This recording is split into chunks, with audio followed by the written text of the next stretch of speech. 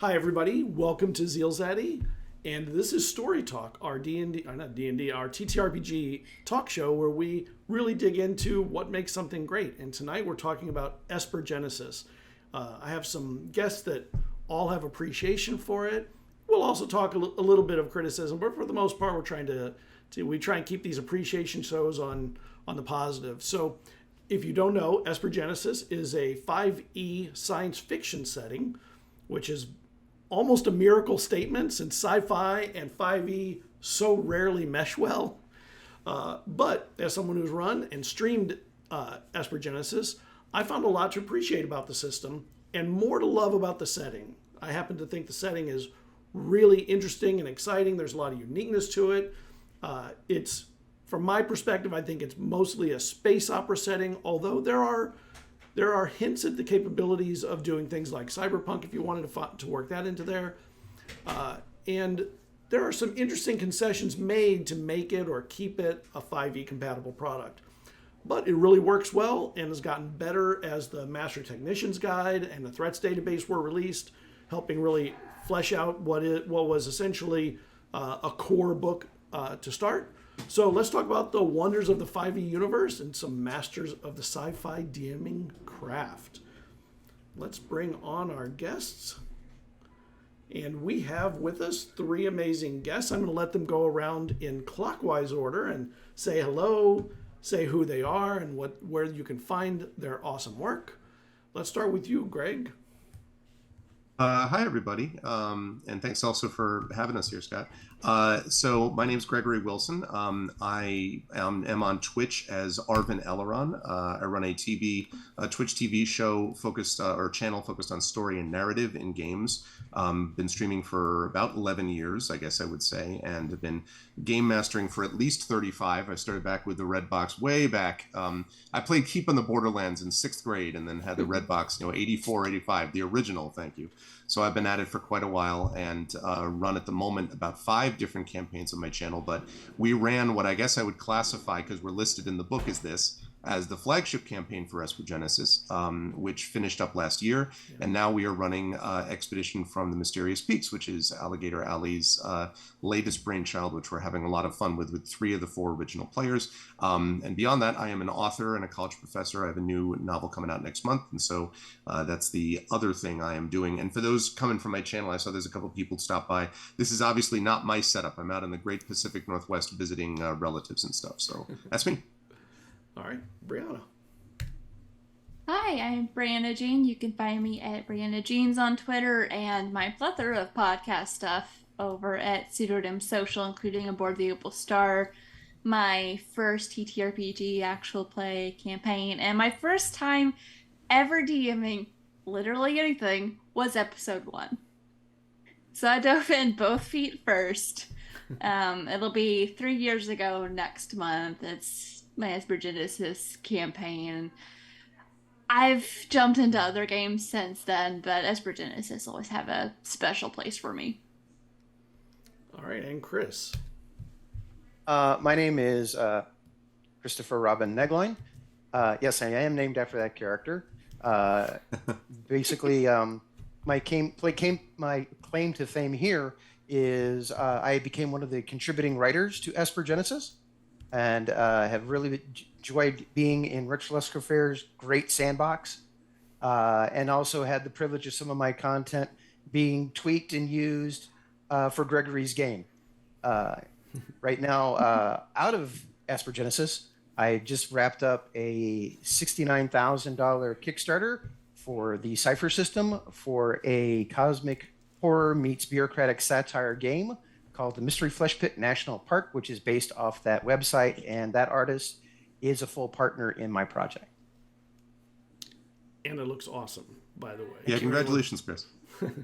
That is a very fun combination of things, and I can think of several people off the top of my head that would love to play around in that sandbox. So to get everybody up to speed on how this works, basically I have a bunch of questions lined up, but Chad, if you want to drop questions, just type question before it so it's easy to see in the chat, and I'll dig through there as we go, and when I find a question, I'll ask it. If it needs a little help, I'll help it out a little bit to make it like blend into the atmosphere or the zeitgeist of the show, as it were. I'm also going to drop the link to Alligator Alley Entertainment, so if you want to go check out or pick up Esper Genesis after the discussion, it will be available to you and you can really enjoy it. It is a really amazing system, and I ran it for a year until COVID put an end to that. But it was a great time all around, and I loved having it. I was inspired to do it by Greg's show, so it was kind of coming full circle to actually get to meet him and have him on a talk show to talk about it. So I'm going to start with with an easy question, and then we'll go around and everybody can answer whichever they want. So the first question is, and this is like the softballest of questions. Okay. The favorite race or class that you've played or run in Esper Genesis.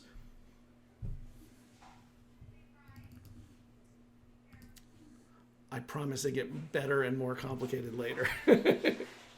I have a big soft spot for the Matakai, as well as playing them as a warrior or as a paladin. I mean, a sentinel. I always joke around, the sentinel will teach you why you shouldn't bring a gun to a shield fight. Yeah, that's very true. I had a lot of fun with the Matakai as well and the Klingon stuff. I think for me, I would say the Bellari. It was interesting because I know that was an expansion or, kind of a add-on stretch goal type of thing, I believe. And part of it is, affected by my players because we had a Ashen Forged, which was a big one that actually two of our characters chose Ashen Forged as a part of this. And then we had another one that we had was Bellari, played by Zach Clay. And the Bellari was... I found them really fascinating. I mean, they're basically star creatures that are more or less contained within a suit. They're basically stars in a suit. And I don't mean, Kim Kardashian in a suit. I mean, actual stars in a suit. And I found them very compelling. I think there was this sense of, he played kind of a mercenary bounty hunter, sniper, marksman type of character.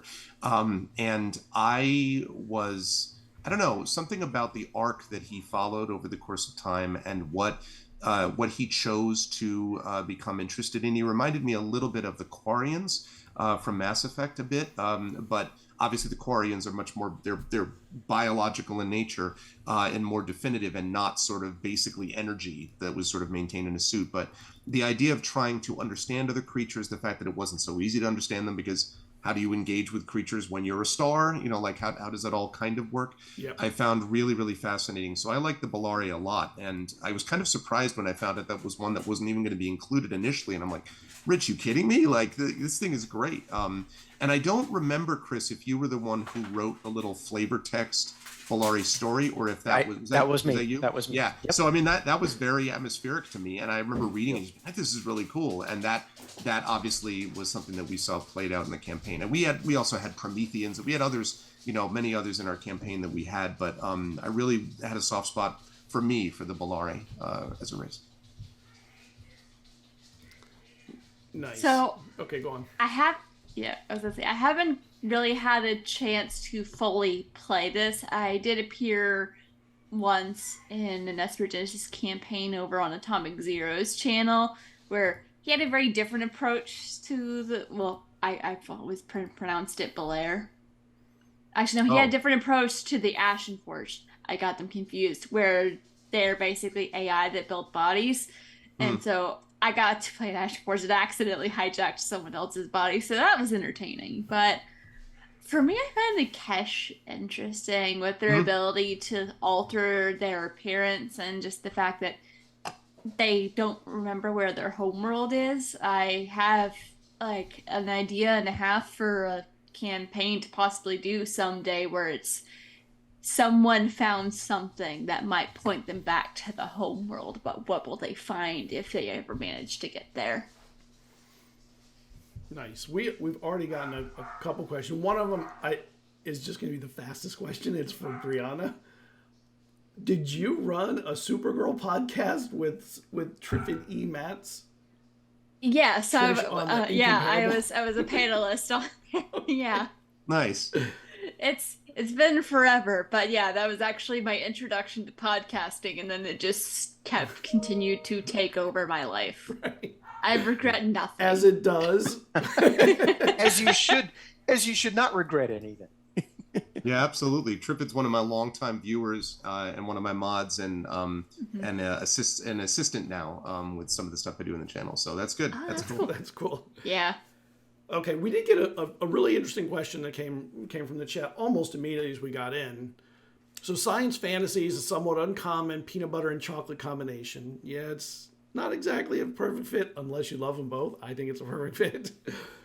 So what sci-fi or science fantasy books and stories inspired e.g. or in your cases your games and the kind of stories you've told in the system?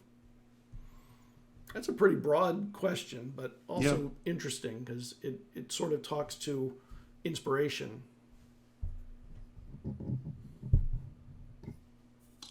I mean, I'll take that on first, I guess. So there are a couple touchstones in the game universe. I've already mentioned one of them, and that's Mass Effect, which fits because it's also one of the touchstones for the Alligator Alley folks in producing Esper Genesis. So there definitely was in multiple ways, there was kind of a Mass Effect feel, even down to the crucibles being places that you come to that had some kind of ancient kind of connection, and there's this very powerful power source called Sorium and all that, but it's very similar to me to some of the stuff that you see in the Citadel and ancient races that you discover in Mass Effect. So that was obviously one big touchstone because I love the Mass Effect series, and so that was a big connection. The one that I didn't expect I was going to do as much of, but it kind of and you need to know about this, that when I contacted the Alligator Alley folks about Esper Genesis, they had not actually even officially released the product yet. It had already gone through on Kickstarter, but it wasn't actually officially out. So there were cases where the Shadow of the Zephyr campaign, which I ran a very heavily modified version of, there were times when I was getting the written material the morning of the day that I was supposed to run the next session of the campaign. So this is GMing without a net, folks. Like I'm very, very experienced, which is why I was able to do it. But there were a lot of cases where I was like, everything is weaving it in together. I hope that people don't notice, because there were times where I was literally kind of putting together the scaffolding along with what Rich was giving me. So given that was the case, there was a lot of homebrew sort of tied into my version of Shadow of the Zephyr. And so there was a lot more on AI and the nature of consciousness and the way that we function with those things. There's a without spoiling too much, there's a computer virus basically that has gone self-aware called the Long Winter, which became this huge part of our campaign that influenced a lot of the way in which the campaign kind of rolled out. The Long Winter actually was at one point got into Zach's character, the Bellare, whose name was Cosmoritis, his suit. And so there was this whole thing relating to kind of AI and stuff like that. And my touchstone there is Asimov's iRobot, which I used to teach for many years. And it is now old in the tooth, and it has some other issues, and there are other wonderful things there. And a later touchstone that connected with that was obviously Martha Wells' Murderbot series. So if you put Murderbot and iRobot and Mass Effect together, those are kind of the three main touchstones for me in running this. And that was really helpful because the notion of it as a space opera, it has a big scale, a big scope, was pretty cool. But the fact that you could zoom in to these small elements on a space station or in a club where you're dealing with a virtual reality star or something like that, these micro and macro moments, I think, are the things that Esper Genesis does best, the ability to zoom in and zoom out. And so having a touchstone of those three main things that I mentioned was really helpful with that. So I think those would be that, Mass Effect and iRobot and Murderbot. Cool. Very nice. Anyone else want to jump in on that question? I am also very influenced by Mass Effect. I've always loved that series. So that was something that I pull from a lot, and there's some things my players are probably going to be less than thrilled when they realize I borrowed that idea from Mass Effect. But when I was first starting to run my first campaign, before I really actually dove into reading the books, which I do recommend doing that before you start, but Yeah. I was watching a lot of Star Trek The Next Generation. Sure. So I pulled some things from that, but the place I had my story start, because I had my characters start in this world that they knew very well, that wasn't a great place. I jokingly refer to it as sci-fi North Korea. Lots of restricted travel, lots of restricted communication. Not great if you're not human. In my entire party, non-human. So started there, started dropping signs that there might be something else, might be something more, and then I pulled them into this other world where that is the true actual universe of Esper Genesis. Yeah. Chris, So that the way things work there were a lot closer to like Star Trek Federation, except for I called it the Alliance, and just have been piecing things together as I go, kidnapping different parts of the Shadow of the Zephyr series to fill in, because as I was reading it, I had this idea for what I wanted to do long term in the campaign, and the more I read through, I'm like, this actually could be a fantastic scaffolding for the things that I have planned. It's going to end very differently than that, but great scaffolding, lots of fun things to kidnap from. I've made it through, I think we made it through Voices Beyond the Veil. Mm-hmm. Nice. Now we're popping out a little bit, and I don't know when we're going to be jumping into the next one, but I'm setting it for a new adventure. Nice. And having a lot of fun with it. What about you, Chris? Well, I just want to detour for a second to let everybody know, if you're new to Esper Genesis, there's a series of already pre-published adventures, and the Zephyr is that storyline that we have. It's also kind of an organized play format. But for me, I didn't have a chance to really get into Mass Effect much. But, you know, there's also a heavy Star Wars influence as well. Mm-hmm. And also, I got kind of a Babylon 5 vibe from it. Sure. When I was running my Esper Genesis campaign, no one was a Bellari, so I had the Bellari, you know, be more of a much more alien race, much more closer to the Vorlons than, you know, if they probably are in actual straight up Esper Genesis. But I ran, you know, my stuff was much more mission orientated, so we could kind of switch things around. So we did a little bit of aliens, we did a little conspiracy, we did a little cyberpunk. It all depended on the power level of where we were at and the villains we chose, or that I chose for us to tackle. In fact, if I want to detour for a second, I had the best partial party kill ever in Esper Genesis. And you're like, how does that even happen? And how's that even the best, right? Yeah, define best. Exactly. The setup was based off these adventures we're talking about. Maybe slight spoiler, but they caught an AI, they caged it inside a robot, and they were like, should we let it go or should we delete it? And it was like, well, if you let me go, I'm going to go back to my home planet and try to start a revolution, because AI and robots and artificial life are forbidden on that planet. And like, are you going to do a bloodless revolution? I would prefer to do that, yes. But back and forth. And the players would check in. They'd be like, okay, I know I'm having this argument, but it's my character. It's not me. Are you cool? Yeah, I'm cool too. All right, let's keep this up. Now, this argument was in the cargo hold of a starship flying in hyperspace between jump points. Did you have your some towel? point, what? Did you have your towel? Yeah, somebody did, because that was the other half of the crew. So at one point, the Volna, which is a cat species, because you got to have a cat species in science fiction. We had one in ours by course. Carlos Hernandez. It was great. That's right. Yeah. Thank you, Knitz from Larry Niven. And he said, wait, I have 8 grenades and 4 paws, and ka-ching, and thus blew up the cargo ship the cargo pod of the ship in hyperspace, and everybody was gone, and they were like, "That was awesome!" And we rolled up extra characters, and a lot of escape pods from a pirated luxury liner were found. And when those PCs were brought up to speed, all of the dissenting players who had the dissenting PCs switched so everybody could have the same vote, and they voted to let the AI go home versus deleting it. That was very nice. So, they're all going to be dead in a few years. I don't think I'd ever have a story like that in D&D or in another science fiction game. I could be wrong. I'm not going to talk very much about my stuff because this is really not about me. I did run it, and when I ran it, I had very different influences that I pulled. Mine crossed Dune and Neuromancer and Star Wars in weird ways. I had, there were a lot of humans on this. Matter of fact, the whole first season was in one system. They could not get out of the system because the access to the crucibles was protected, and they were in a system that was not in the normal Silverine Arc, and that crucible was intermittently functional.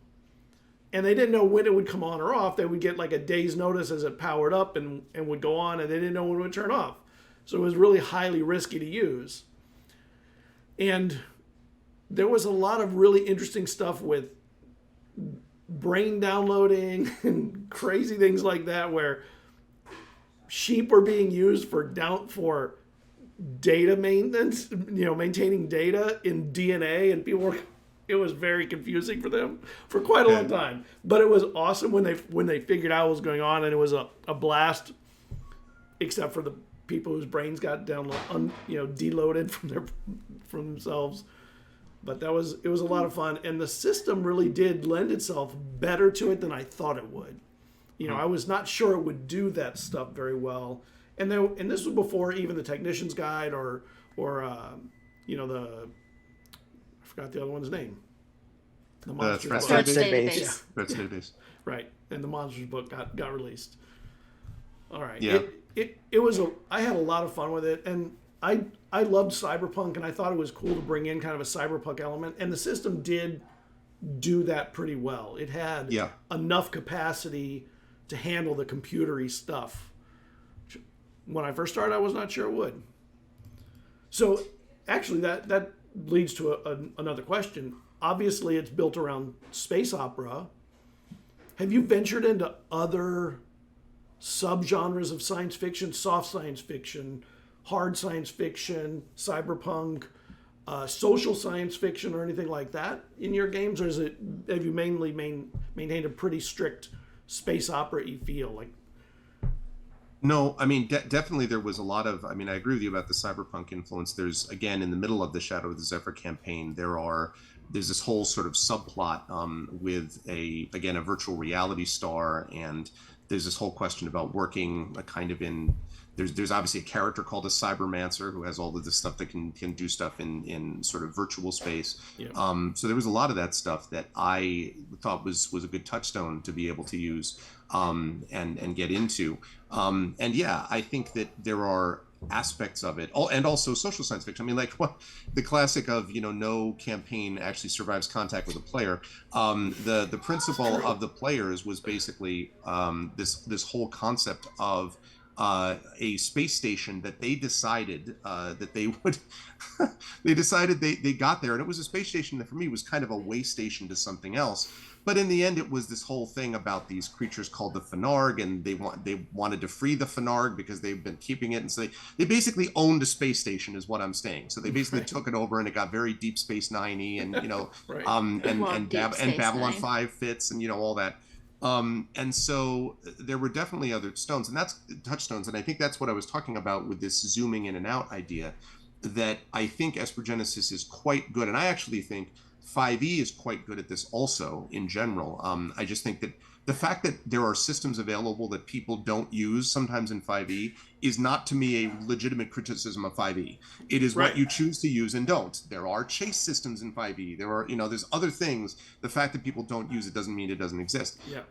But there were social dynamics, quite a few of them actually, that meant that we had to get very much down and dirty with stuff. One of the main bad guys is this cybernetically enhanced almost monstrosity that does experiments on creatures, and very cyberpunky and not particularly space opera-y, if that's a term, in those usages. And I think that was one of the things that I loved about it, was the fact that it did allow me to kind of get in very close into because it mattered to them that this space station be saved, right? It mattered to them that it was a space station where they could feel it was kind of a dive, and there's all these things broken with it that don't quite work, and it's held together by duct tape and sealing wire. But like the best kinds of science fiction, it feels authentic because it feels lived in, right? And that's the benefit of cyberpunk, is that cyberpunk feels very lived in at its best, and authentic and kind of oddly human, for as much as it kind of gets out of meat space. In a way, cyberpunk, I've always felt, is always about meat space, as much as it tries to claim it's not about that. So no, absolutely. I think it was very good at being able to kind of handle all of those dynamics. And part of that is related to the players themselves that you bring along on this journey. And so yeah, absolutely. It wasn't just space opera, not at all. Yeah. My campaign has leaned a little more space opera, a lot of found family, because I took I took this odd group of characters, pulled the rug out from underneath them, and then shoved them into a part of space that none of them understood, except for one, who her character had amnesia. She didn't remember she wasn't from the Federation, which is where the game started. She was from the other part of space. She just woke up in a pod one day with no memories. And so like they've been coming back, and we're actually doing an arc soon that where she will finally get to have the answers of how did she end up there with no memories, and where was her friend that she remembered being with. But it's definitely been a lot more story of people trying to find out where they fit and systematically dismantling most of the criminal enterprises they come across. Every time they run afoul of a criminal group, through all of the dice rolls, they completely destroy them. Cool. It's very entertaining. I'm like, you have a gift for it. Even this new player who just joined, his character's like, I'm gonna do something stupid and risky. It worked really well. So it's like, okay, tell me everything about the Omega Fist Gang. And I'm like, cool, alrighty. They're not gonna survive after this conversation, but okay. And Chris? Yeah. Sorry, I was so enraptured, I forgot what the question was. When you've run, did you run where it wasn't strictly space opera? Did you venture into things like cyberpunk, horror, social science fiction, hard science fiction, that sort of stuff? So I did several sci-fi horror one-shots.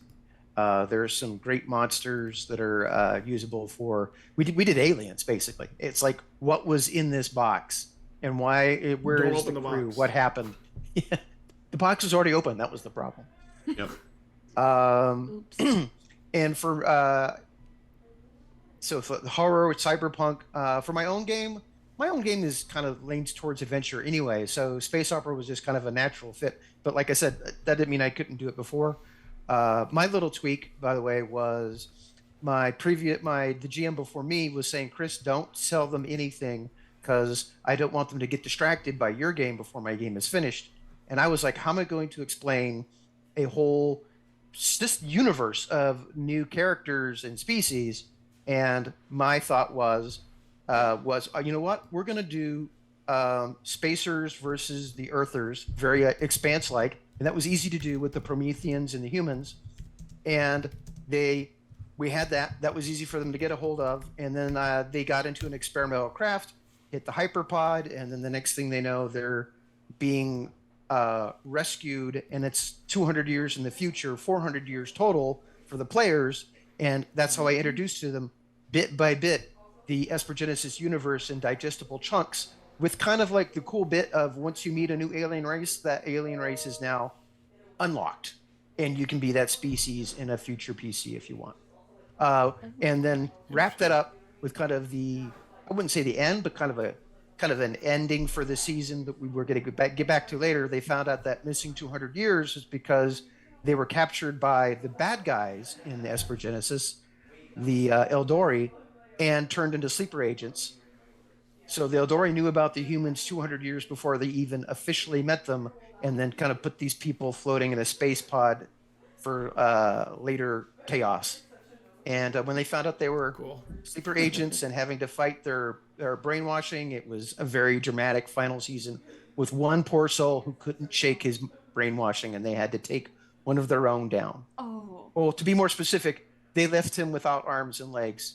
So, there's no way he could be a danger later in a science fiction setting because you don't have arms and legs anymore. No cybernetics. Of course not. Biomods. No, that never happens. Mutations. Yeah.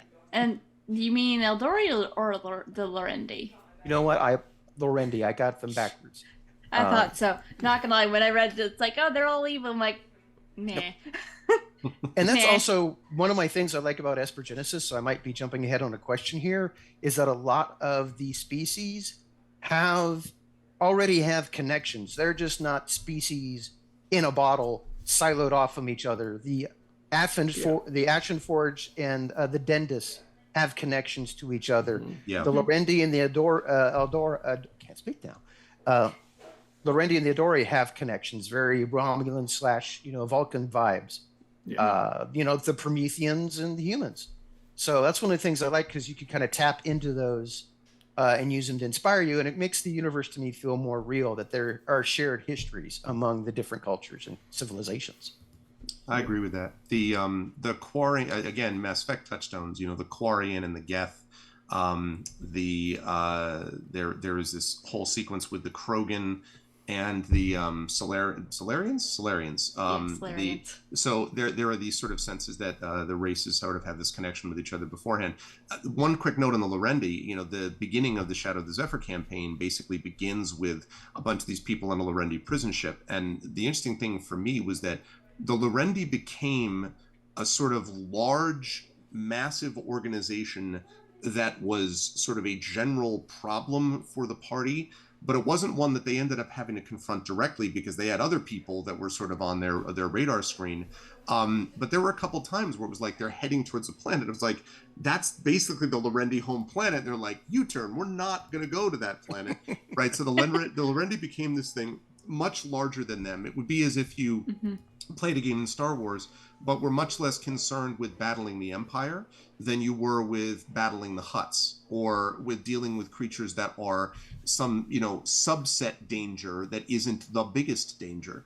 And in the end, the Silrain arc, which is where Esper Genesis takes place, is at risk at the end of Shadow of the Zephyr. Like, everything is at risk for reasons I can't get into.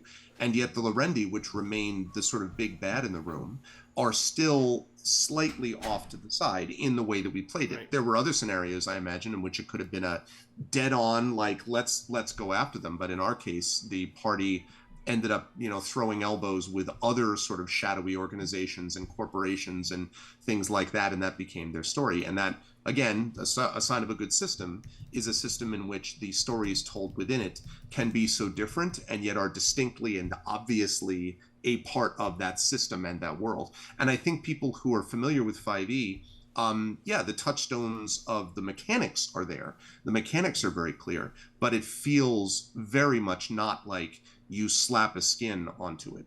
Again, we're not going to be negative about other systems, but if you look at Starfinder is Pathfinder in space. I mean, it's literally Pathfinder in space. And that depends on whether you like Pathfinder. I won't get into that. But, if you're into that, that's fine. But it always felt to me like very much kind of like slapping a space coat of paint on what is very much not that system to begin with. Whereas, something like this was very much, I felt so much care was taken in the world building that it felt very much as if you were stepping into a system which allowed you to tell specifically science fiction stories. And Stars Without Number and other systems like this do this, but I think without the accessibility that 5e provides. So for me, it was a perfect blend, I think, of what I wanted for a system of this type, for a science fiction based system of this type. Yeah. Do you have any story of a player utilizing the system or the setting in a way that would not have worked in any other setting that you've run or played? I'm loath to say that it would not work in any other system because I believe that there's a lot of flexibility that one can come up with within a lot of systems. But well, I mean, as you know, for one example, I mentioned this long winter, which was this virus that, as I mentioned, became this bigger deal. Without trying to spoil things too much, I recommend you get this system and that adventure if you can play through it. By the way, it's a great adventure. But there is a part of this in which the virus is intended to do certain things and be played with a certain way. What we ended up doing, what the players ended up doing, was essentially going to this very distant planet, out almost on the edges, if not think of the Outer Rim in the Mandalorian, like as far out as you can get in the Silrain Arc and still technically be in the Silrain Arc, where they found the original creator. And I was thinking a lot of Data's creator, Dr. what's his name? Sung, yes, Dr. Sung, who makes lore and also data, right? And very much that, and sort of the original creator of what the winter had intended to be. And eventually, in our game, the winter gets, because of things the party does, gets split, and basically they destroy one part of it, or they break it down the middle, breaking it off into the immensely complex and powerful system, and the now nearly psychotic system that has been separated and can't stand it. And those two systems then, in a way, are both battling each other, with the players sort of stuck in the middle and trying to figure out how to manage each of these. That kind of storytelling was something which I'm sure other systems could approximate it. I don't know that it would have had quite as much punch as it felt for us, because there were both mechanical implications of that in terms of being able to connect with the good part of the long winter and to be able to kind of almost get information about the bad part, because I made the assumption that the bad part, the psychotic part, was always trying to break down the walls of the good system in this desperate attempt to attack it and fight it.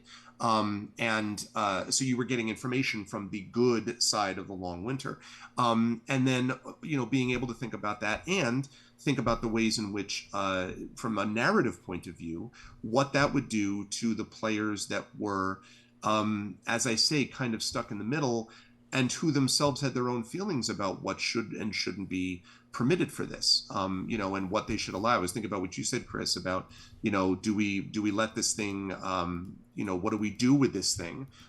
Do we let it go, or do we, and there was a part of that that was really associated with this campaign. So, could the other space systems, and there are a few, have done something like this? Possibly. But I think a lot of those things are pushing the envelope of what the system was originally intended to do, whereas this, I think, was nicely contained within the boundary. Can Star Wars tell stories like The Mandalorian? Sure, but I think The Mandalorian pushed Star Wars to be able to tell stories in a different way. I don't think you get an Andor without The Mandalorian. And I think part of that is not because the system, there was a problem with Star Wars, but because it was designed in a different way and they had to push it in a different direction. From the beginning, I think Esper Genesis was able to contain those two different kinds of elements, I guess I would say, within it. So I think Esper Genesis could do things uniquely in that regard. Either of the other two want to tackle that? It's a tough question, I know. My example is much smaller and was more quickly revealed in the campaign, but one of my characters played a Promethean melder, and she was an indie singer. She had a lot of music. Her big thing was she would sing in a variety of languages, which in her area, in the Federation, just primarily human, that wasn't a big thing. That didn't make her super popular, but unbeknownst to her, in the Alliance, which is where most of the story takes place, she's wildly famous. She's like Beyonce famous. She's huge. And she had no idea until she got to that part of space. And cool. With it being a sci-fi system, it was kind of easy. It was easy to explain and set up that someone found her music and set her up on this side, but then that also left some of the mystery of who did that? Why did they do it? Where is all of her money? how did she get this agent who only meets people in person, but she knows she's never met this guy? And then also looking back, there would be many times back in the Federation where she would be like almost out of money and then find she had a little bit more than she thought she did. Turns out a black market smuggler that basically kind of runs the underworld was a big fan and decided to make her that happens famous. sometimes, you know. Suddenly you just run into the underworld. I mean, like, you know, like, Yeah. who among us can say that we have not had that happen? They inadvertently own you. Yeah. And also, like,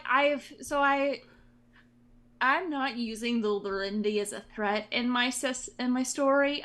There's something going on in the background where the Alliance is in negotiations with the Lorendi Imperium, because cool.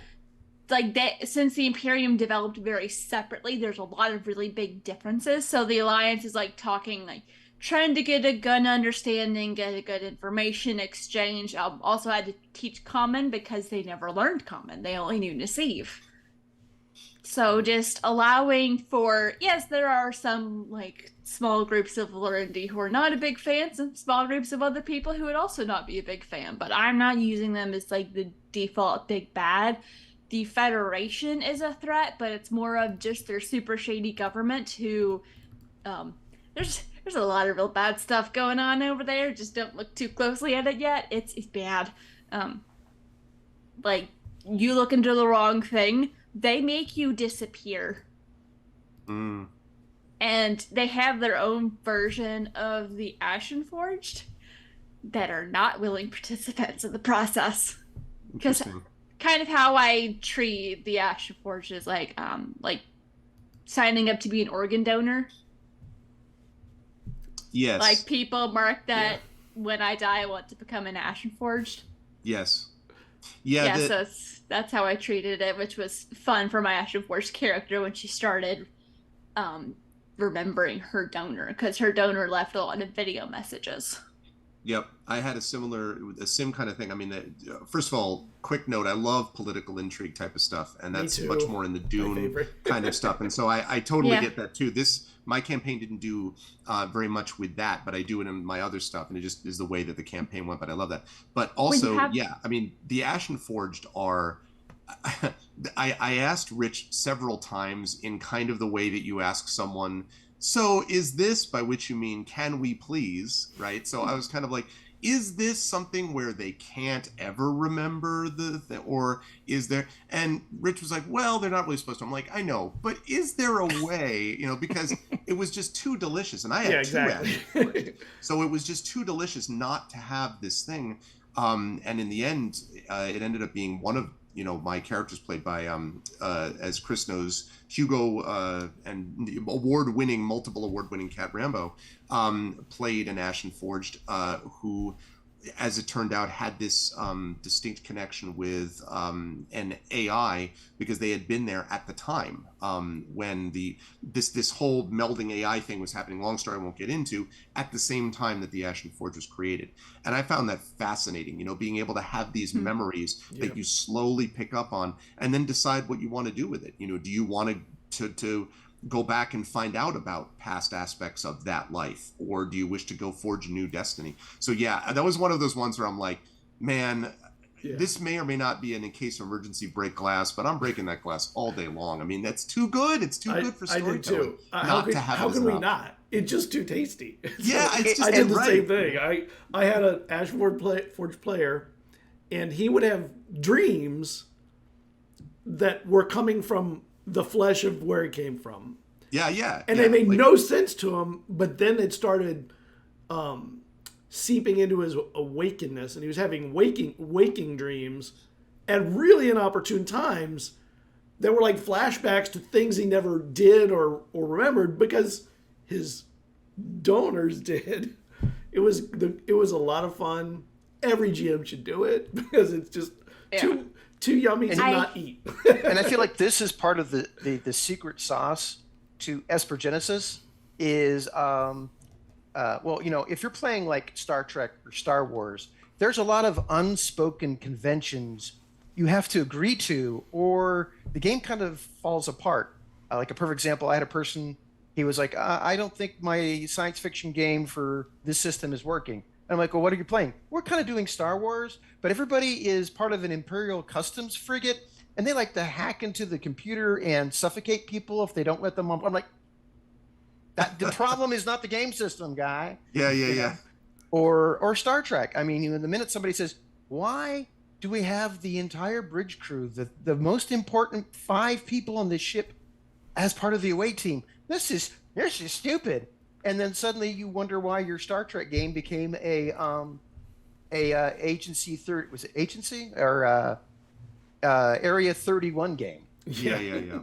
So with Esper Genesis, for example, everybody's been talking about Ashen Forged. For those who don't know what the Ashen Forged are, their bodies are made out of the byproducts when crucibles are mined for the thorium, and that makes up the body. And what the Dendus, who are these smaller scientist species that has telepathic hair, they put in as kind of a template the brain, former brainwaves of deceased Dendus. I mean, that alone, like we just said, everybody's like, that is so full of stuff. Yeah. And you get enough that you can kind of hang your game on. But, like other games we could talk about that would handle it, a lot of them are more, they might have 30 or 20 years of backstory that you have to kind of ignore. There's just enough there to kind of go and get things done. And to be honest, we're very open that, this is once you get it, it's your game. If you want to like take, certain species out and do a different thing, that's great. I mean, you could do the V series, for those who remember that back in the day, very easily, with like, the Matakai, or, do like a Men in Black with like the Kesh, if you just want to like take this science fiction and put it in different flavors. But yeah, that's the great part about it is when it seems like, it's like, great, I'm using 5e. I feel comfortable with that. But this isn't a fantasy system, a fantasy world, so I don't feel beholden to all the fantasy things. Now we're talking about this and that. Hey, can we do this? Can we do that? And then I've seen a lot of times these what ifs on what we're going to do just start to just roll downhill with the improv. And by the time we end up, I mean, we've literally plowed a field for, farming with the starship. Why not, right? Yeah, I remember doing a live. I did a live stream from PAX Unplugged a couple of years ago. That some people were in the room for. Chris, I don't know if you were. I think you were in the room for that. Maybe, I'm not sure if you were up at PAX Unplugged that year, but it was definitely Brian, Eric, and Rich were there, and I think you might have been there. But in any case, this session of like where they end up running into this massive like space slug, energy space slug that the Bellari kind of have this big thing with. And so I did the whole thing and whatever. And I asked afterwards, I think it was Eric from Alligator Alley. And I was like, what do you think? And Eric's like, well, that's, that's not what we meant. But he's like, it's great though. It's just like, I don't, because again, like a lot of this stuff was stuff I was getting just, like in the nick of time. So I'm like, this is what I would do with a space energy slug. And it was, the thing that was nice about it is the only way that works is if the bones of the world are well put together enough that even if you go in a different direction and you make it your own, and my Shadow of the Zephyr is very different than what it sounds like Brianna's is, and what the sort of touchstone one-shots you talked about are, but it all feels like Esper Genesis. None of it feels like you're doing something radically that's completely your own. It's your own story, but your own story within the Esper Genesis world. So, but I always felt very much like, what did you think? They're like, that was great. Not what we thought it was. I was like, okay, well, sorry. And they're like, no. It was great though. I mean, it was a good showcase of the system and blah, blah, blah. Just not what we imagined was going to happen with it. And again, that's the nature of tabletop in some ways. So. 100%. So I have 2 more examples of weird things. These are pretty short. So I did a charity one shot that I think I think it was Star Chasers is what? Yeah, the Star Chasers is what I did. And so we had a character who was an Ashen Forge, but he decided like his donor was a prisoner and there was an explosion, so a lot of bodies got blown apart, so they just kind of guessed that they got the right pieces from the right person, and it ended up being pieces from different people. So them using they them pronouns was quite literal. It was really funny. So it's like a bunch of different people in the same person. So that was fun. And something I added to the Belair lore is that they once had physical forms, but something happened and their people were forced to hide within the crucible for a long time, and by the time they were able to come out again, they were just energy. So when people are looking to study their crucible, they're like, cool, you stay away. What do you want us to look for? Yeah. Yeah, cool. Yeah. Well, we've reached about halfway through, so why don't we take a few minutes to have an intermission? During the intermission, everybody, that's in chat, I show a little stream of upcoming and running Kickstarters. I drop the links in chat, so if there's anything you find interesting, hop over and back it, or sign up to see it later, or just share the info if you don't have the wherewithal at the moment to back something. But we love small creators. We want to do everything we can to do to help like our golden age of TTRPGs keep running and running and running, stay on its tracks. So we will see you in a few minutes, everybody. We'll be right back. Hi, everybody. Welcome back. We're back from our break. Everybody's had their bio concerns taken care of. I shouldn't have said it that way. That really sounds weird. It is a science fiction podcast tonight. Temporarily taken care of, right? It's only... Yes. Yeah. So I do want to talk a little bit about recruiting players, because it is 5e, but it's not D&D. So you have new players, you have some players who've never played, or I'll even go as far as don't know anything about Esper Genesis. What is your elevator pitch? My elevator pitch is that the beauty of the system is it's 100% compatible with 5e, so that you're not learning anything new as far as your general mechanics are concerned.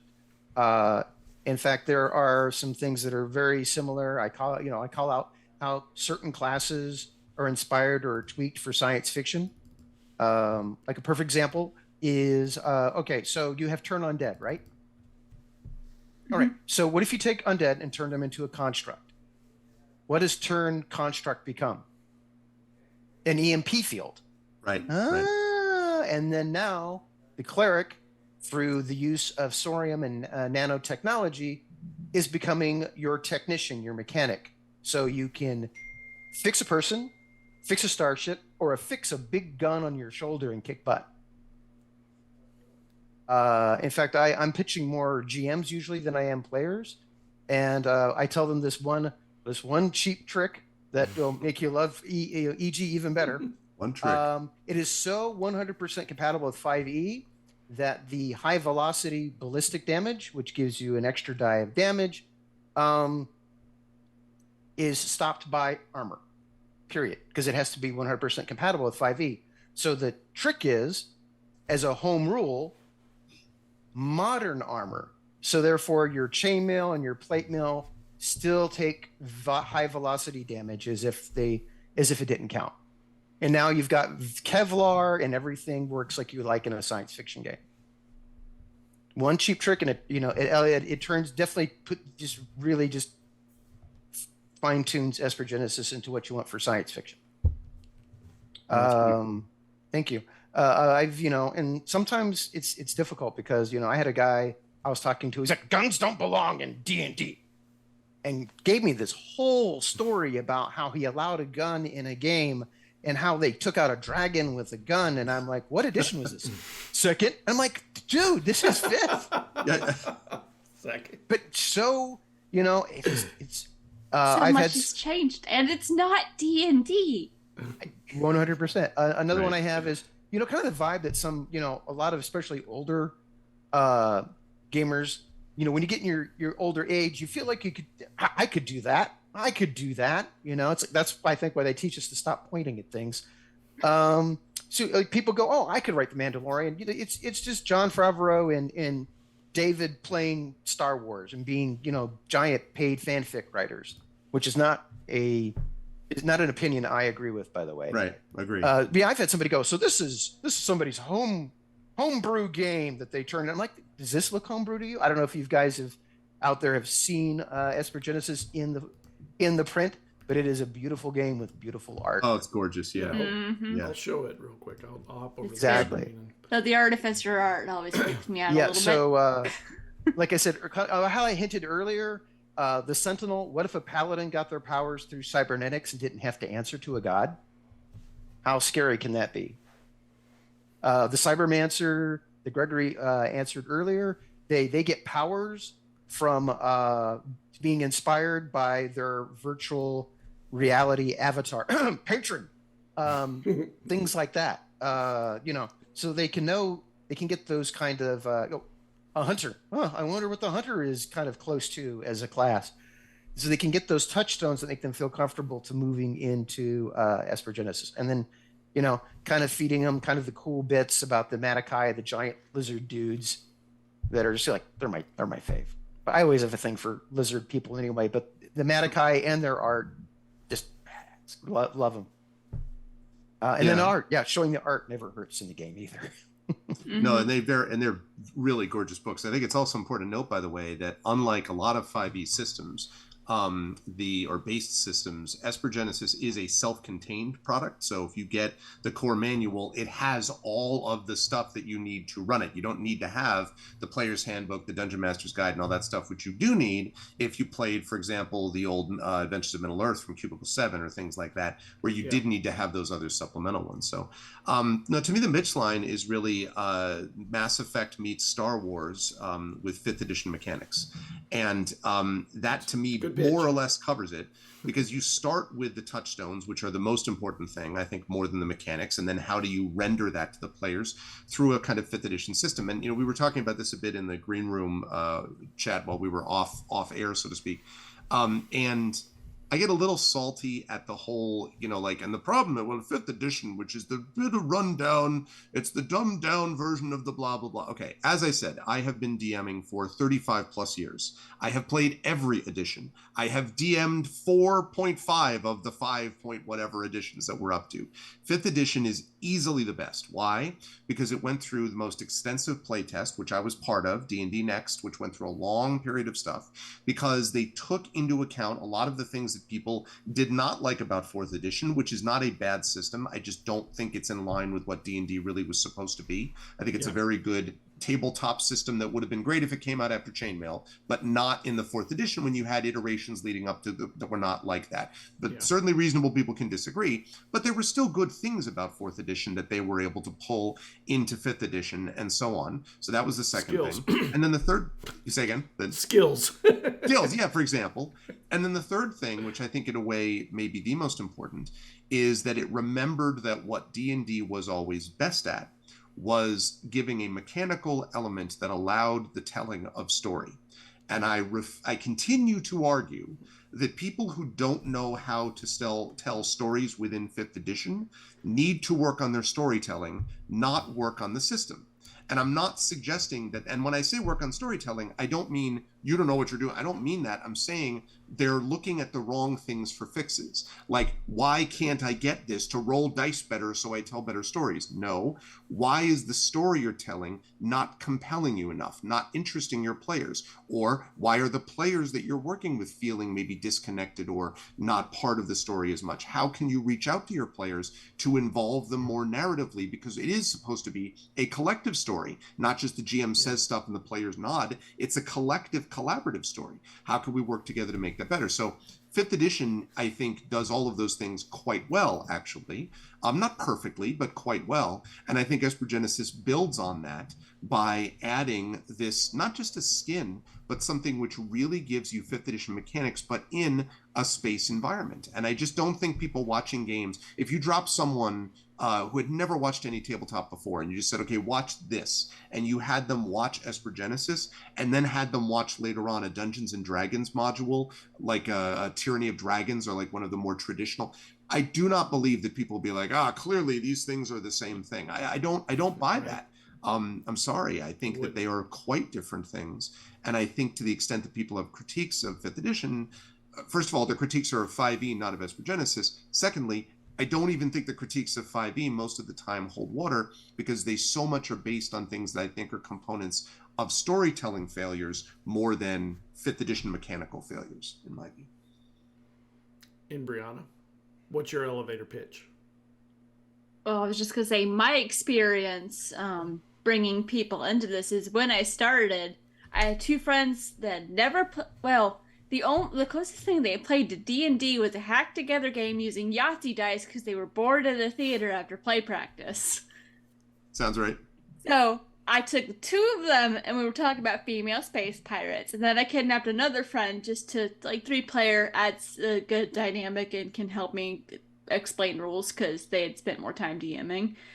But I was just like, I had the idea for Aboard the Opal Star, so I just introduced them to the little bit that I had about the world. We ran 3 sessions. I told their characters found out that everything they knew about the world was wrong, and the universe is a lot bigger than they thought it was.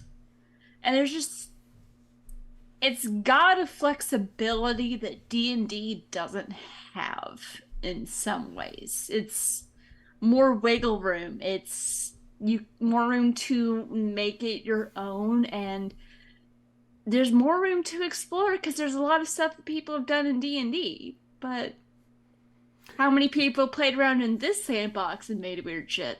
That's true. Yeah. I mean, there's also, people don't come with as many preconceived notions of what the game's supposed to be because they're just not familiar with the game. So exactly, they walk in more open-minded. It's, you know, it's almost impossible for them not to, especially if they come from playing D&D. Yeah, when I had to do, like, actual recruiting, because one of my players had to step away because he just had too much stuff going on, so character left at the end of the arc to just go off and do her own thing. I put out a casting call and had, like, 12 people sign up and ended up bringing 2 on. And also something I was able to do is because one of them had an idea for a character that was like a diplomat, the other one had an idea for a character that was going to be a bodyguard.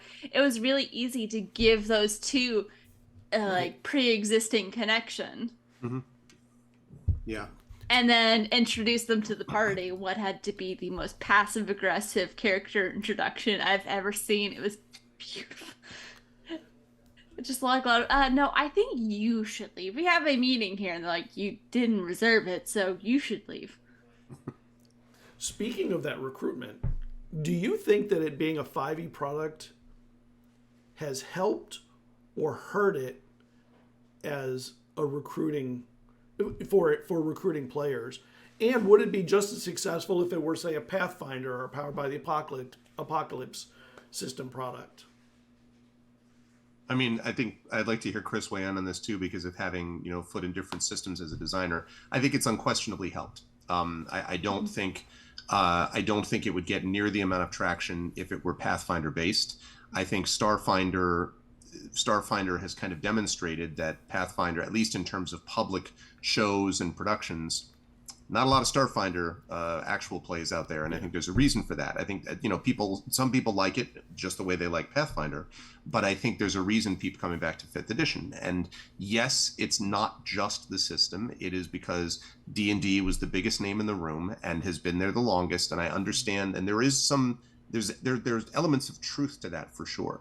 And I do happen to love the Blade system, and we were talking about Powered by the Apocalypse stuff. Yes, I think those are great systems too, and I'm sure Chris would talk about the Cypher system and those things as being excellent also. Of course, I would, I've played in many different systems, and there are a lot of good ones, but there's no question that having that kind of common language, in a way, it means that you have to fight less to explain mechanics with people, and can just be like, okay, you have the same stats, you're doing skill checks, we know right. What this means, right? You have hit points, like you understand what this means, and then it allows you then to focus your attention on what is more interesting, frankly, which is the world building and the storytelling and the ways in which the mechanics help enhance those things. So I think having that common language makes it much easier. And also, it's just a reality. If you do anything, for example, on Twitch, You run a game under just the general tabletop category, you will get a fraction of attention and of the numbers that you would get if you put something in the Dungeons and Dragons category. That's just the way it is. Now, that may change over time. And I fought the good fight on this because I've spent a good 12 to 13 months, obediently putting in tabletop RPGs as the category. But there's just there's no comparison between that and what happens when you set it in the Dungeons and Dragons category. It's something that people know. There is a Dungeons and Dragons movie. There is not a Pathfinder movie, right? So, or Powered by the Apocalypse movie. So I just think that there's more to it than that. And as I say, I do think there are advantages to the 5e system. I would like to see what would happen if Esper Genesis was modded for use in these other systems to see what would happen. There's a video game called Citizen Sleeper, which is based largely on Blades in the Dark mechanics, or deeply inspired by it, I should say. So, rolling dice, assigning successes, certain numbers to certain tasks that you take. And it's a fascinating, deep space with a cyberpunk element, dystopian, AI-driven. There's a lot of cool stuff in Citizen Sleeper. And so I think that's fascinating, and I think there's room for a Blades mod of Esper Genesis, which I think would be really neat, and probably be a little bit sort of like a darker system. There's a system called Scum and Villainy, which is a space hack, Star Wars hack, basically, of Blades in the Dark. So I'd love to see that, but there's no question, I think that Esper Genesis is more accessible because of having a 5e emphasis. When my Gray Shade TTRPG, which is going to release sometime late this year or next year, or middle of next year, that is 5e driven. Why? Largely because that's the market that you've got to hit, and I think it does well with enhancement storytelling. That's just my 5e is kind of the gateway drug into the TTRPG world. Yeah. I do think so. I love Powered by the Apocalypse. I love the simplicity and narrative focus of the system. I don't think it's quite robust enough to support Esper Genesis and all that it is now. You might be able to make some hacks of it. That could be interesting to see. Something that I've done is I put a Monster of the Week game set in Esper Genesis universe comic book. It's a little side story I have going on called The Cleanup Crew. So it's an in-universe comic book that does actually reference things that are in the universe. But yeah, I don't know how well it would translate. I do think possibly translating to Cypher, just because it has the more robust mechanics, would translate well. It also has a lot of the weird flexibility that I would be really interested to see what that looks like and how it changes the way people approach the game. Cypher Esper Genesis, Chris. When do we see Esper Cypher Genesis? You'd have to talk to Rich about that. It's his baby, and I've made it known that when he's ready, I'm ready to pull the trigger. But he's got his game plan on what he's going to do with his baby, and I totally respect that. When I first bumped into it, I was like, crap, why can I not get promoted or win the lottery? Because I want to buy into being a full partner, because right off the bat with Esper Genesis, I was like, this is something special and very cool. I'm going to go from it from two angles. One is I do a lot of community content. That's kind of where I got my start as a young designer before COVID. Basically, I have a couple of D&D DM's Guild products. I have some Esper Genesis products, and I have some Cypher products, and I have one or two Cypher products that match what Esper Genesis does. And I'm lucky if I see my D&D things ever. My DM Guild stuff, and that's because the DM Guild stuff just gets lost in the static, because everybody's making D&D stuff. Yeah. Now that's true. And then part of that challenge when I do recruitment is you got this kind of push and pull between some people are like, oh, it's 5e, and they have an issue, and part of that issue with the 5e is they have an issue with WotC, or because it's the big popular game, or in their head, D&D equal fantasy. And that means either they don't want to, if they're going to do fantasy, it has to be a D&D.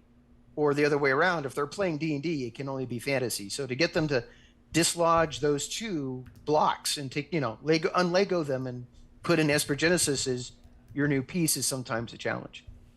And then some people, they're like I think it's sometimes they're just like, well, but it's more stuff. And I'm like, but it's a toolkit. It gives you more things to do. Everything is so 100% compatible. You could put a Vanal in your D&D game, and you could put a fighter in your Esper Genesis and a StarCraft, flying in a starship. Just have your D&D party wake up on a spaceship and see what happens. Or actually, that sounds really fun. You do like what Alligator Alley did, and you run a Kickstarter where you do an homage to Expedition to the Barrier Peaks called Expedition from the Mysterious Peaks. I know nothing about this. 400, a sequel to that 400 years in the future. And you have fantasy. That's exactly right. And that's the conceit. And it really is that campaign, which I love, that world, is very much a Final Fantasy-esque kind of Magitech, space, and it's completely compatible. And in my campaign, we have 2 Esper Genesis characters and 2 sort of more traditional Dungeons and Dragons style characters. Doing God's work, sir. You're doing God's work. Yeah, the Expedition of the Mysterious Peaks campaign is so much fun. It's I love and it's literally. Space characters finding dire wolves mounts that have been modified to be sort of cyber dire wolf. It really is kind of this sort of crazy mashup that combines these elements together. So yes, I think and that compatibility is beautiful because you really could run it as a full Esper Genesis or a full D&D or as kind of a mashup, campaign. So yeah, it's really, really cool stuff. Yeah. Cybernetic direwolves. Yeah. I didn't know I needed that in my life. And my direwolf, who sounds like this because he's Gamork. If you remember the Nothing, the wolf from the Nothing, wolf talking about the Nothing from the Neverending Story. That's my kind of touchstone for that. Oh man, what a blast! I love that character. And again, I didn't expect that he was going to survive, but not only did he survive, but the party was like, we kind of like to befriend him, and he respects them, but hates the fact that they conquered it. It's very cool. I really dug it. And again, that's that's cool, fun storytelling that my players brought to the mix that the system can maintain. Also, I want to go back to something Brianna said quickly, because I think you're exactly right, Brianna, that the idea of the mechanics being robust enough to sustain it is important, because you don't want to get into a fight with the mechanics where you're like, you can make a story out of anything, but at a certain point, if we throw out all the mechanics, we're just doing improv, so why not just do that, right? Like, the mechanics are what make it easier to tell the story. And so I think Esper Genesis did a wonderful job in making it easy to tell varieties of stories within this larger space setting. So yeah.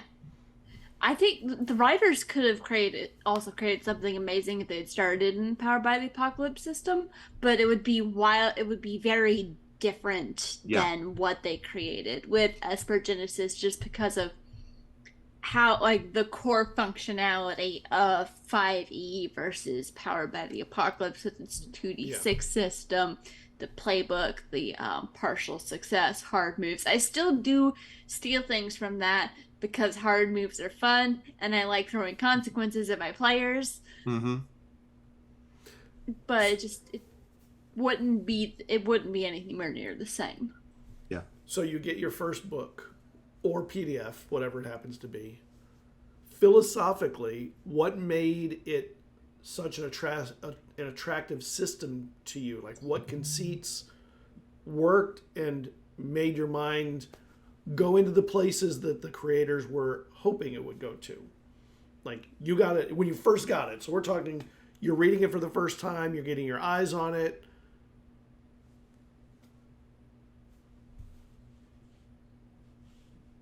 For me, it was just getting introduced to the species and the art for that.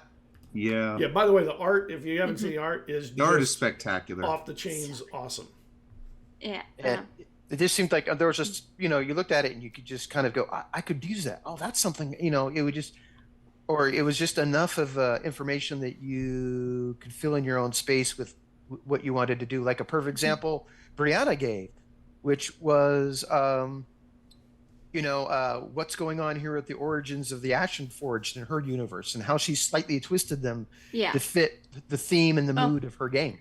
I will say, the original Ashen Forge still exists as created by the dentist. What happened in the Federation is basically like someone looked at the recipe for how to make an Ashen Forged and then tried to recreate it, but was missing several very important pieces.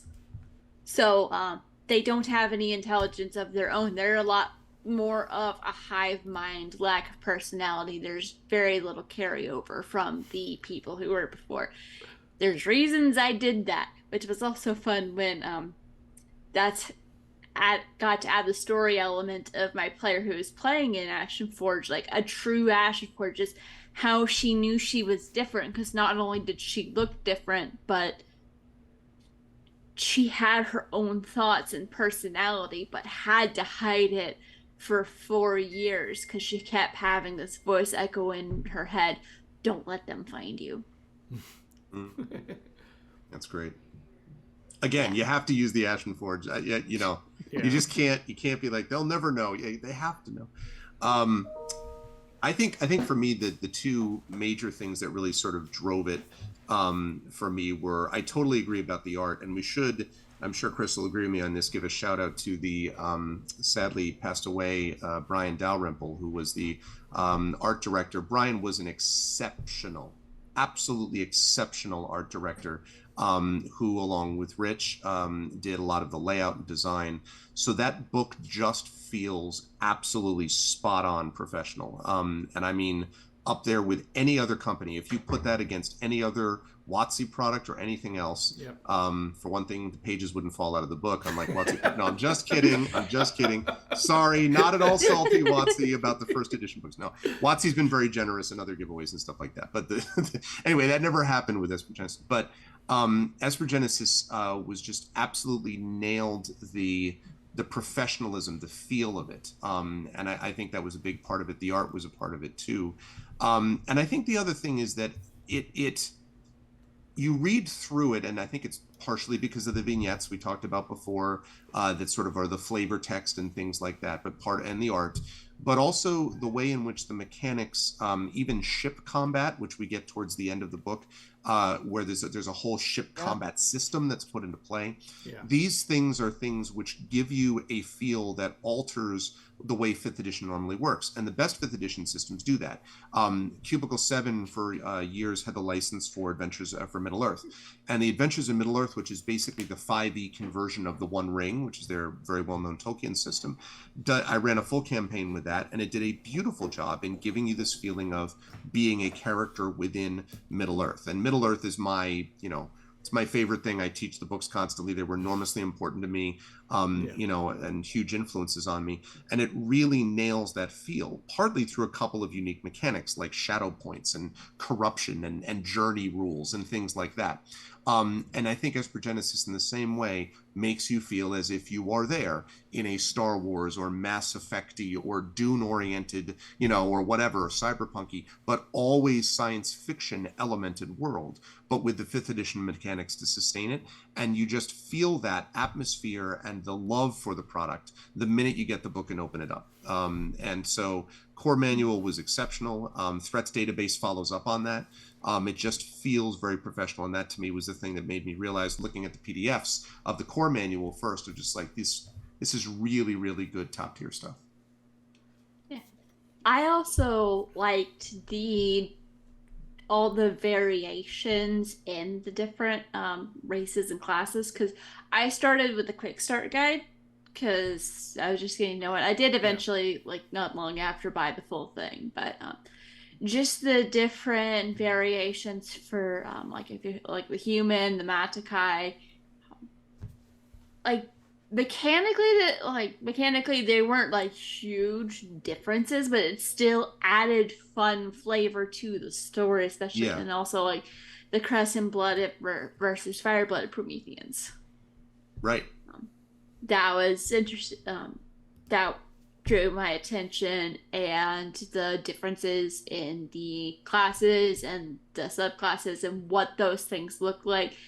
I was kind of fascinated by the how of the Cybermancer, which is why I decided one of my NPC characters, she was a specialist. She was an infiltrator. She would break in, basically Indiana Jones her way around the universe. She would go into these historical sites that were super, super dangerous and find a way to make them not dangerous until something happened. She got really badly injured.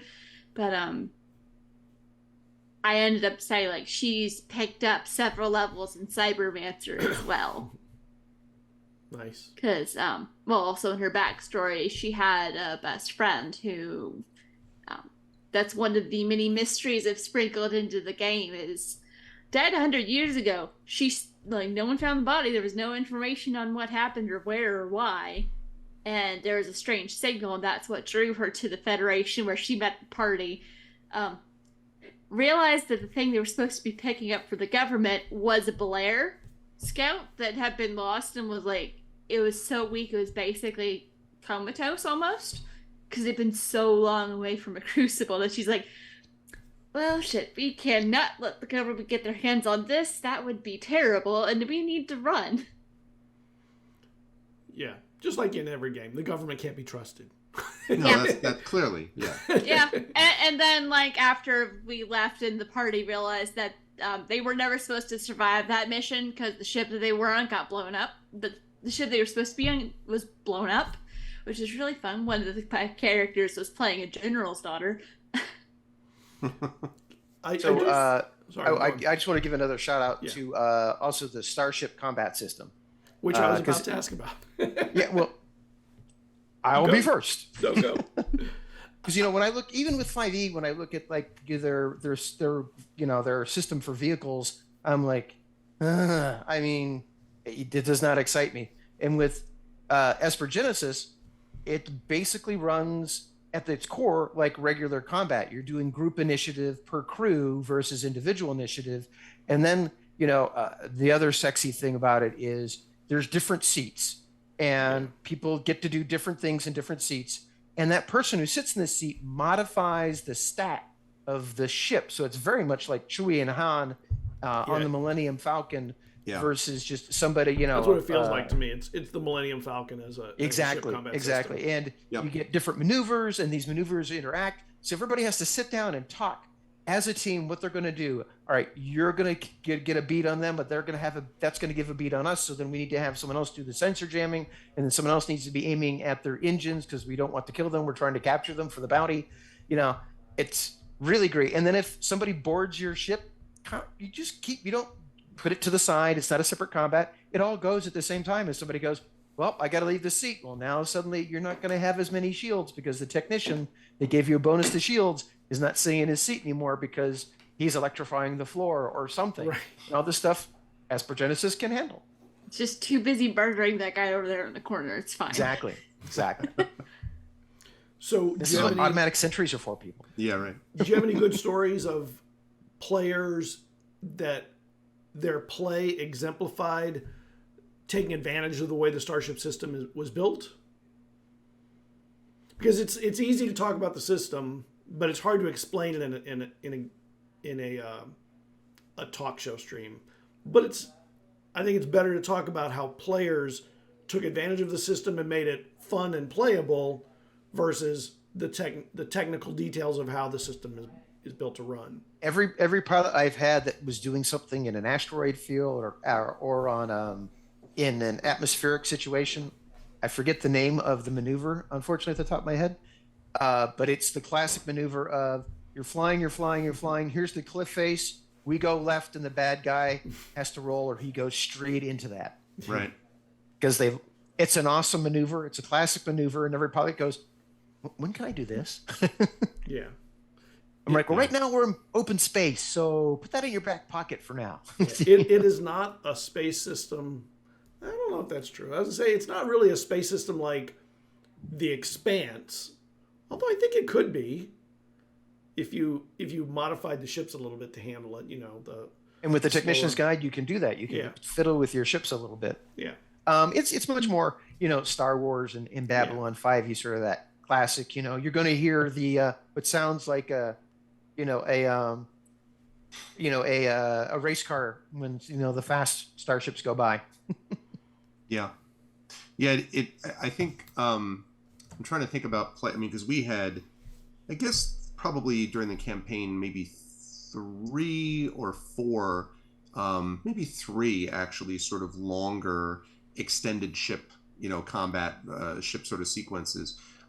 Where one of the things I love about it is the fact that you have the players who, because you take again different roles within the Star Combat system. You have a pilot, you have a gunner, you have an engineer, and characters obviously are good or bad at all of these things or none of them, right? And so Right. sometimes you have overlap, and so deciding which they were going to do at what times and then how each element was going to work would be interesting. And what they ended up finding a lot of times was that they would pick each other up on stuff. You'd have Right. an engineer that's trying to get more power to the shields and fails, which means the pilot is better kick ass on their maneuver rolls, as they're running through the asteroid field or whatever, and generally did. I mean, it's possible that everybody could screw up at the same time and everyone gets a 0, and then you get the equivalent, and you get Han with they told me they fixed it, like that kind of thing.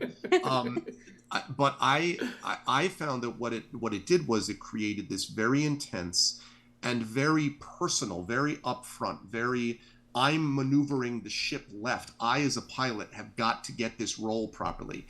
I, as an engineer, have got to assist them to do this. I, as the gunner, had better not miss when I fire at these things, right? So there was very much an emphasis on the individual decisions made within combat. It would be interesting to me to see what would happen actually if Esper Genesis ever decided to get into the kind of bigger battles, the frigate versus frigate, the destroyer versus, like, that would be fascinating and a very different kind of thing. And obviously you've got limits in terms of what you can do with a tabletop system, right? If you have 6 people maximum, let's say even 7, what is that in a frigate? You'd need a crew of like 25 or 30 in some ways. So you'd need a way to kind of, in some ways, abstract that a bit, to kind of fit that into the system.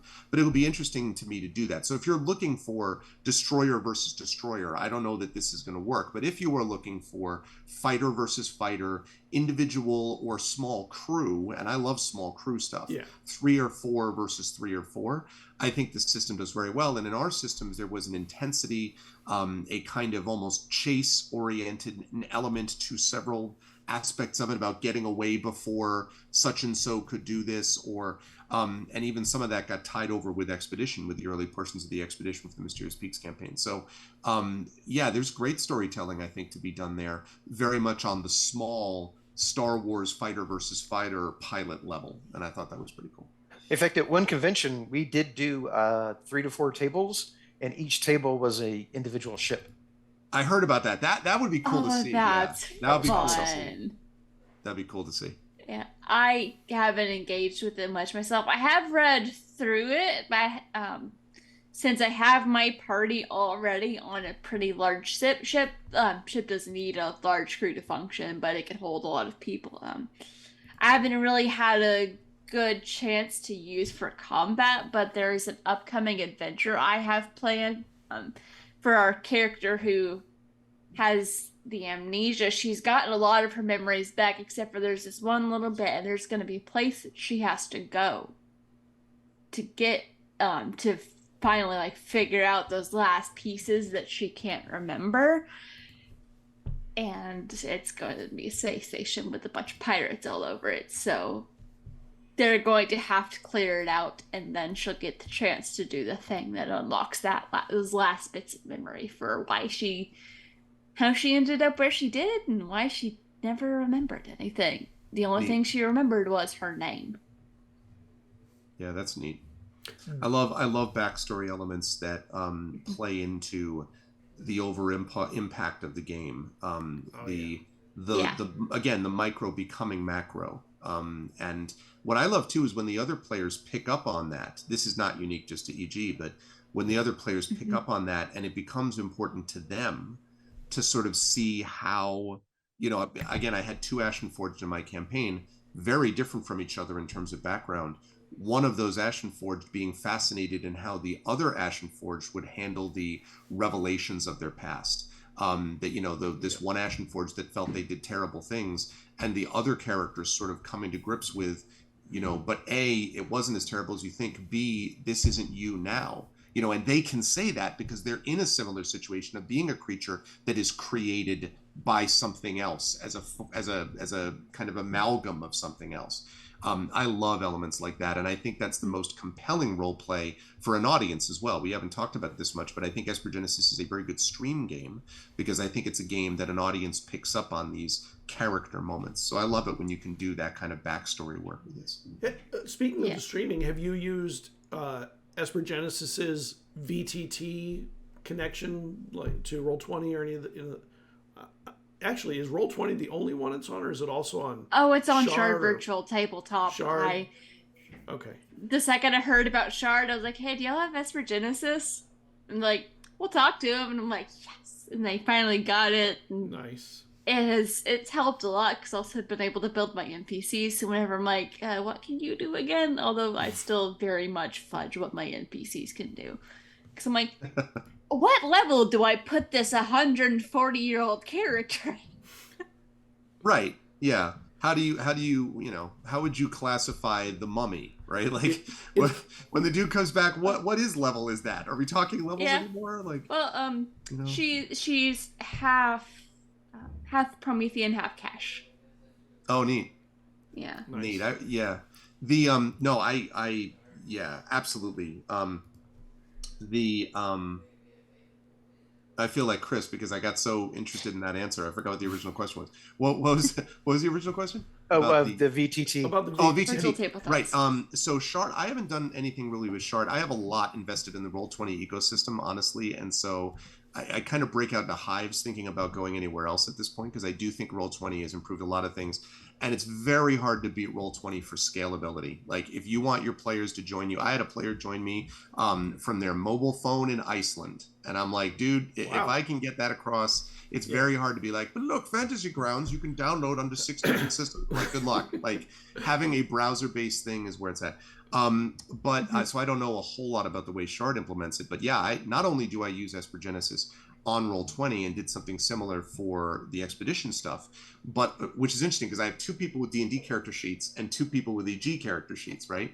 But one of my players, Johnny Pittman, did a lot of the original coding for one of the draft versions of the Esper Genesis character sheet, and then Rich did a ton of stuff, and Chris would know more than I would about who Rich contracted with and who Eric and Rich and you folks contracted with for the Roll20 thing. I don't remember, but I know that Johnny worked a little bit early on with some of that stuff because he does development work. So I got to see some of the way the sausage was made in terms of putting a character sheet together. And I think Roll20 handles it very, very well. And again, I think because the art's so good, and I think the battle maps are, often interesting. It's just very intriguing, I think, to watch on stream if you like science fiction and science fiction type based stuff. So yeah. They're always level 8. Yeah, Drew said in our chat they're always level 8. All the bosses are always level 8. Yes, everyone's always level 8. I'm getting up to speed with using virtual tabletops, but I'm using the Roll20 stuff for Esper Genesis for the adventures. The ones because Rich has put them together himself. Everything was there. It was great. It was for somebody who was going from like, how do I move this and what layer is in what layer. Once I kind of got the Roll20 stuff down, everything I needed was like a full turnkey, and like, I just push this button and we get a roll. That's pretty cool. Yeah, and he did it all. It was great. So it's those adventures. I mean, if I don't know how other adventures are, but I consider that to be kind of a gold standard until I see something that's better. Yeah. So I've never used Roll20 as a DM. I've only used Shard Virtual Tabletop because it's pretty straightforward. Oh, I'm not dissing Shard. We're all saying the same thing. We like the thing we like because we know it, and everything else scares us. Exactly. Yeah, no, Roll20 scares me every time response. I see my DM for my Monday night game struggling. I'm like, you could just switch to Shard. And then my Friday game, we just straight up use Owlbear Rodeo, which I use for basically everything else. Yeah. Because it's just a map and tokens. Yeah. It's and generic tokens, right? Yeah, and you can add in your own as well, and it keeps them forever. So I got some random ones from One Shot, including like a little dragon owlbear baby. I have so much money spent on my players and viewers love this, like on Roll20 tokens, because I'm like, I need this, and I pop it up and it's like, do you mean 5 versions of owlbears for $4.99? I'm like, damn you, like, yes, fine, I will buy more tokens. God only hell, I swear to God, I have overlap now. I probably bought a couple sets twice because I've been doing it for so long, but they're so good, it's perfect. When you need an owlbear, there's an owlbear, it's right there, it says owlbear on it. Why would I not buy it? So let's get to the constructive criticism part. Is there anything that you ran into that you felt was missing or needed to be added to Esper Genesis that hasn't been made, or you feel is a missing part or section, or something you feel is, or even a weak part of the system that could be improved? Nobody wants to touch that one, huh? I just they need more published adventures. They need many more published adventures. I think my experience was connected with this. I mean, Shadow of the Zephyr technically still had another adventure that could have been added on to the end of it, and that's been running for how many years has the system been out, and the flagship kind of adventures. And there's a lot of reasons behind the scenes that I won't get into, getting writers and all that. As Chris knows, it's not easy to do all of it. So it's a small company, and I totally understand why. But candidly, that would be a help, because the published adventures gives people something to hook onto, even if they don't use it. I mean, Brianna talked about, ripping stuff off from Shadow of the Zephyr, which we all do. We rip stuff off from different adventures. Yeah. And you can say what you like about WotC, but having all of those published adventures makes a big difference. It means that people can take from it, draw elements of those, and use them for themselves. You know how many people I've heard from that have used elements of Lost Mine of Fendelver and taken components of it and used that and slotted it in a modular way into their game? And it allows them then to produce work on DMG or on, Drive-Through RPG that is related systems to this and related components that allows them to build in this separate component and makes it much, much easier to work with. So that would be my one thing, would be if I were them. And again, I know some of the behind the scenes stuff, which I won't get into, but I would just say in general, published adventures would have been a big help. Not because we need stuff to play, although that helps, but because it gives us more of those touchstones that we've been discussing to work with, and it puts less pressure on the GM to have to figure out how am I going to kind of what does this even look like in play, and having those elements helps. And there are a couple of other adventures here and there, but not a lot, and that's something I'd like to see more of in general from the Esper Genesis Does Alligator Alley allow you to make adventures for profit or only community driven? Although honestly, if it's using the OGL, I imagine you could just do it anyway, but I'm not sure how. So to answer your question, just recently within the last couple of months, Esper Genesis has opened up community content.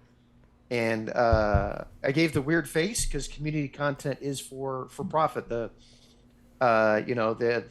writer gets a cut, and then Drive-Through RPG gets a cut, and Alligator Alley also gets a cut. Yeah, but you have to give up all your intellectual property, and I think that there's a lot of creators that are not smaller would be more willing to do it if they could actually maintain their part of the intellectual property while EG keeps theirs. So I just don't know if they allow that or if they have issues with that. Right now it's more adventures for kind of the default Esper Genesis universe at this time. So as far as OGL, could somebody create us a book of systems that they would of make systems of planets and spaces and all that. Star system. And it has to be in this. I'd have to look up the rules again. They're a little specific, but it has to be. You can make up your own sector of stuff, but it has to be in the Esper Genesis universe. So no time travel, no alternate reality, no different universes. But they could do a whole. Here is sector, something in the mid sector. The Sol system and the 35. Yeah. Well, I say Sol, I don't mean our Sol, which Earth is in here. But they can make up their own adventures. They could make up their own little setting guide for a mini setting of different planets they have going on. Yeah. Or a So- little tiny empire. So the opportunity is there if people wanted to start doing it. So maybe now now is maybe the time to start attracting, like Greg was saying, it's time to bring the writers to the table and get them, working where they can make some money doing it and all that. Especially, Well, and I would say also, just especially if you're a writer who's watching this to think you can do it, that will also deliver.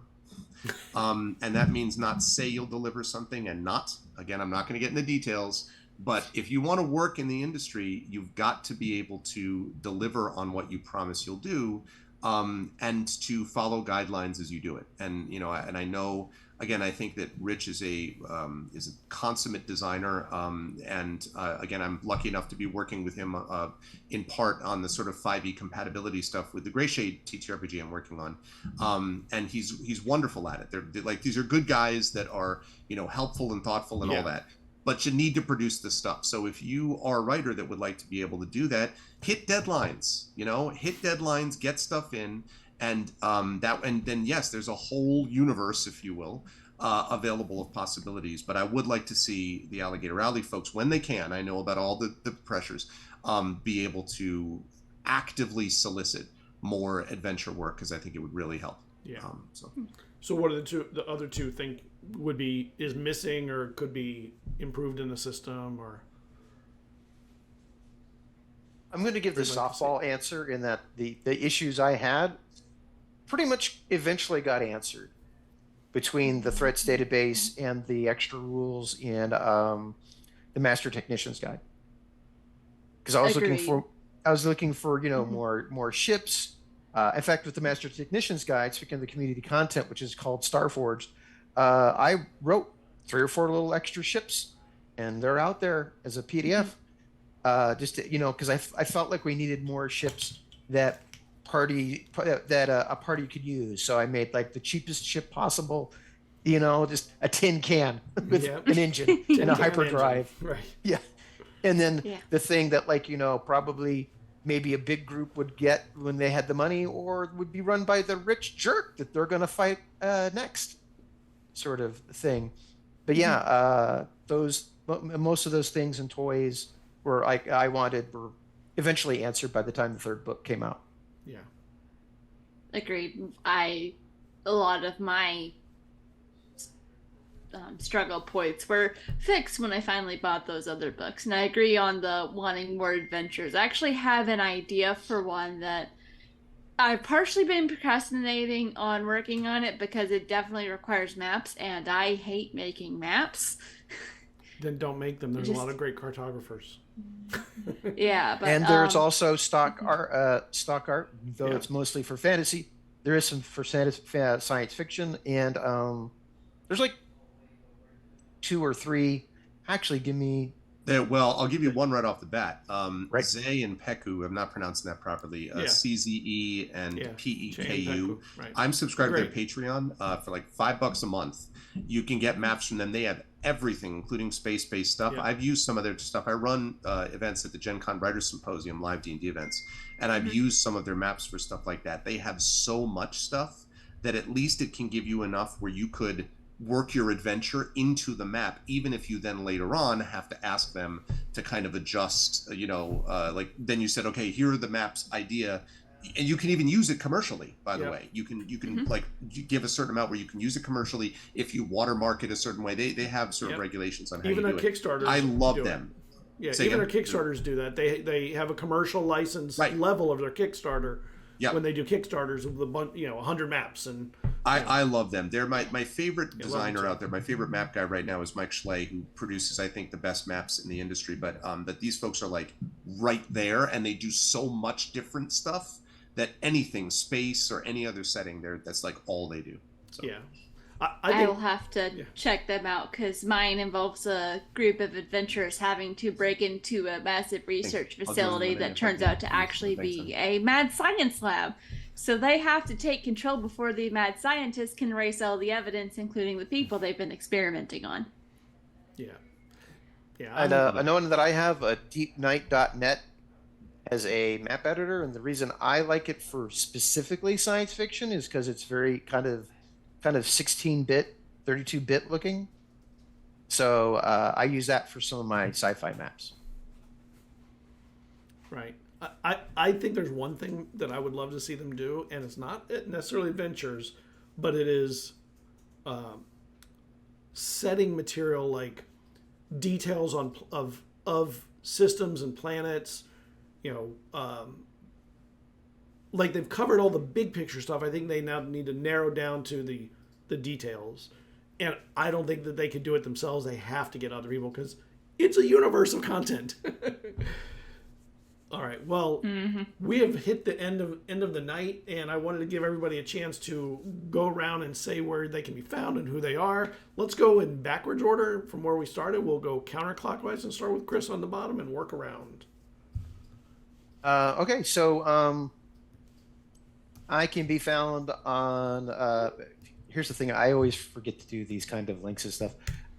So for the Dying Bird, I can be found on Chris R. Neglein, Negelein, but it's probably easier to find my Patreon, which is basically Ganza Gaming, Ganza Gaming.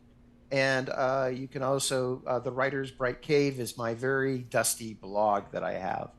And you can probably find me in Christopher Robin Neglein on Facebook as well. Nice. And Brianna? You can find me on Twitter at Brianna Jeans. That's the main social I use. I also lurk on several Discords. You can find all my shows over at Pseudonym Social, including Aboard the Opal Star, which is Esper Genesis, going to be turning 30 years old next month. Tempest Multi, Beyond the Crumbling Veil, Pseudonym Solo Adventures. I'm also work on Game Woven, which is building a world one game at a time. And it's as bonkers as it sounds, trust me. And I work for the Graveyard Tapes, and at the moment that's it, but there's more coming because I keep getting more ideas, like the Mad Science Adventure that I mentioned earlier, and a couple of other ideas. Cool. All right, and Greg. Okay, and thank you for having us again for this. I really enjoyed the conversation, and thanks for inviting us to it. So my Twitch stuff you can find at Arvin Eleron. That's ARVANELERON. I have a website, arvineleron.com. I have obviously my Twitch TV channel itself. I have a Patreon, which is under Arvin Eleron as well. And I run at the moment 5 different campaigns a month.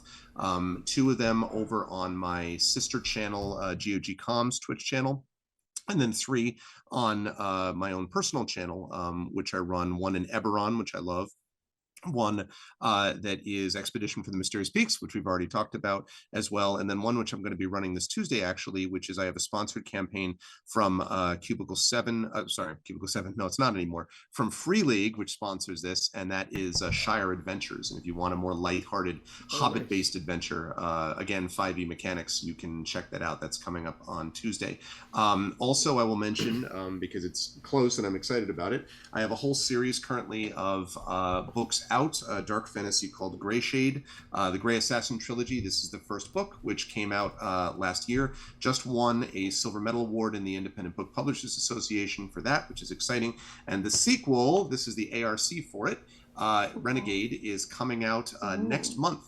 And I have a release party happening, and we're going to have online release party. We're going to have an in-person bookstore in a local bookstore to me release party, and we'll be streaming that. So you can go over to my channel, and if you type in !Greyshade, you can get all the links for that. Or if you follow me on Twitter, which is at Gregory A. Wilson, or on my own website, gregoryawilson.com. So please get that, because we're trying to get the word out and make sure we get as big a thing as we can for Renegade as possible. And please come over to my Twitch channel, and hopefully, like Scott was able to do, you can be inspired by some of the stuff we do. I'm lucky that I have wonderful players, and we have a great community, and love playing tabletop stuff. So please come join us. And thank you also to Alligator Alley for making a great game. I should say that too. Yes, definitely. Love this game so much. Yeah. I need to jump in for a moment because I guess it would be a little silly of me to not mention I now have a pre-order store up for the 5e and Cypher versions of the Mystery Flesh Pit National Park RPG, which is cosmic horror meets bureaucratic satire. That's going to be that's pushing both the envelope for both of those systems for that setting. And I dropped the link with your name so that they can just scroll up a little bit. You'll find it if you want to go check it out, because it is going to be awesome when it gets released. Very excited about it. I'm Scott. I'm one half of ZealZaddy. We do 5e and soon Cypher product. You can catch it all on DriveThruRPG. We are just starting to put together our first Kickstarter, so be paying attention for that. It should be, I don't know, give me a month maybe, and we'll get it rolling. I'm a little too afraid to press buttons like go. So Do you need me to come over there and push the button for you? Someone might have to do that for me. Got to do it. You know, I'm on the other hand. You know, if it takes you a couple more months just to make sure you get it right, there's a difference between I'm too nervous and I just need to get all the things in place. Yeah, that's what I'm trying to do now. Get all the things in place. Right. Just make sure you know the difference between those two states. As long as you know 100%. The difference, then, you know, eventually you do have to just like hit the button and go eventually. All right. Well, thank you, everybody. We will see you in 2 weeks. Next week is a holiday weekend. We're going to take off, and I'm going to be in New York probably. Oh, no, I'll be back by then. Oh, I'm going to have a weekend off. How weird. See you in a couple of weeks. That's a possibility? I know. It's so weird. I'm like thrown off by that. Have a good night, everybody. Bye. Night all. Right. Bye.